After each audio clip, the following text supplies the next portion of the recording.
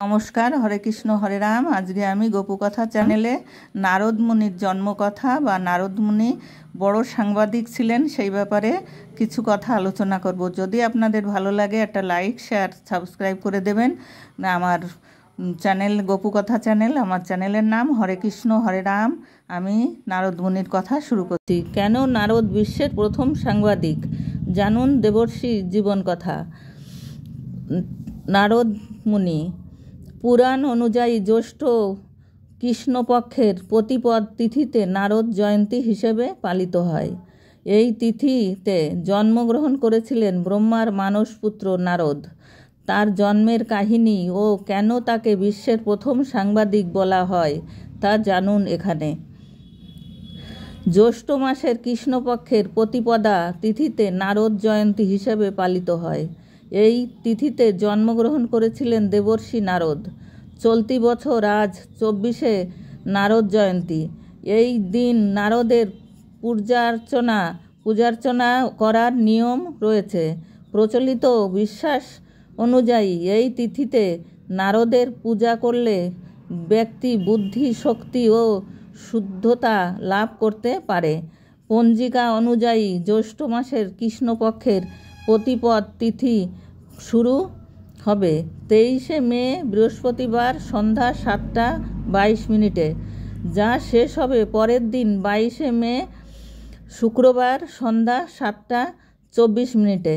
উদয়া তিথি অনুযায়ী 24শে মে পালিত হচ্ছে নারদ জয়ন্তী। পৌরাণিক কাহিনী অনুযায়ী নারদের বিশ্বের প্রথম সাংবাদিক। আজ নারদ জয়ন্তী উপলক্ষে দেবর্ষি নারদের সঙ্গে জড়িত তথ্য তুলে ধরা হলো। নারদের জন্ম কাহিনী। পরবর্তী জন্মে শূদ্র দাসীর গর্ভ থেকে জন্মগ্রহণ করেন তিনি। তার নাম হলো নন্দ। ছোটবেলা থেকে ব্রাহ্মণ সেবায় মগ্ন থাকেন নন্দ। এর ফলে তার পুনর্জন্মের পাপ ক্ষয় হতে থাকে। সময় অতিক্রান্ত হওয়ার সঙ্গে নন্দ বিষ্ণু ভক্তিতে লীন হয়ে যান। নন্দের ভক্তিতে প্রসন্ন হয়ে নারায়ণ তাকে দর্শন দেন। নন্দকে ব্রহ্মপুত্র হওয়ার আশীর্বাদ প্রদান করেন শ্রীহরি। সৃষ্টির শেষ লগ্নে ব্রহ্মা ও সমগ্র জগৎ সংসারের সঙ্গে বিষ্ণুর মধ্যে বিলীন হয়ে যান নন্দ।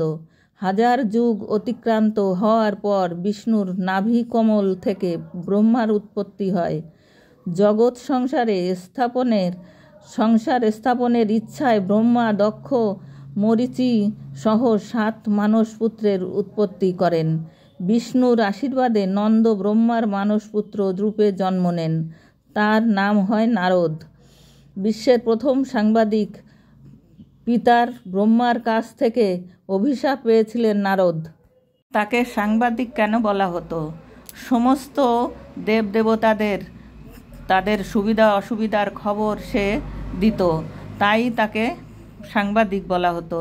দেবী অনুসূয়া যখন ব্রহ্মা বিষ্ণু শিবকে যখন পাঠিয়েছিলেন তাদের দেবীরা, যে যাও সতী অনুসূয়া আমাদের থেকে কেন বড় হলো, সে মানুষ হয়ে আমরা দেবী আমাদের থেকে বড় হবে, তাই তুমি সেই সতীত্ব নষ্ট করে দিয়ে আসো যাতে আমাদের থেকে বড় না হতে পারে। তখন এই 3 ঋষি যায় ভিখারির বেশে, তারা সাধুর বেশে যে তার ঘরে সেবা করতে চায়। তখন অনুসূয়া বলে, ঠিক আছে আপনারা বসুন, আসন গ্রহণ করুক। বলছে না, আমাদের একটা শর্ত আছে। বলছে কি শর্ত? বলছে শর্ত এটাই যে তুমি বিবস্ত্র হয়ে আমাদের সেবা করাতে হবে। তখন বলছে যে রাজি হয় না। কেন? অনুসূয়া বলে, কেন এটা কেন? এটা তো আমার সতীত্ব নষ্ট হয়ে যাবে। বলছে তাহলে আমরা ফিরে যাচ্ছি, আমাদের এটাই আমাদের কামনা। তখন বলছে যে যদি ঋষিগণ ফিরে যায় তাহলে সেটাও তো পাপ হবে। অনুসূয়া তখন চিন্তা ভাবনা করে বলল, ঠিক আছে আপনারা বসুন, ঘরে আসুন, বসুন। তখন ওনারা ফিরে গেল না, ওনারা ঘরে এসে বসলো। তখন অনুসূয়া কি করলো, তার স্বামীর কৌমণ্ডল থেকে একটু জল এনে ছিটিয়ে দিলে তারা 3টে শিশু বাচ্চা হয়ে গেল।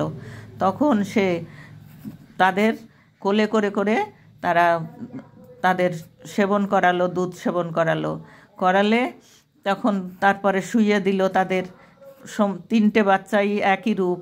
তখন মানে এবার দেখে, দেবীরা দেখে আমাদের দেবতারা কেন আসছে না।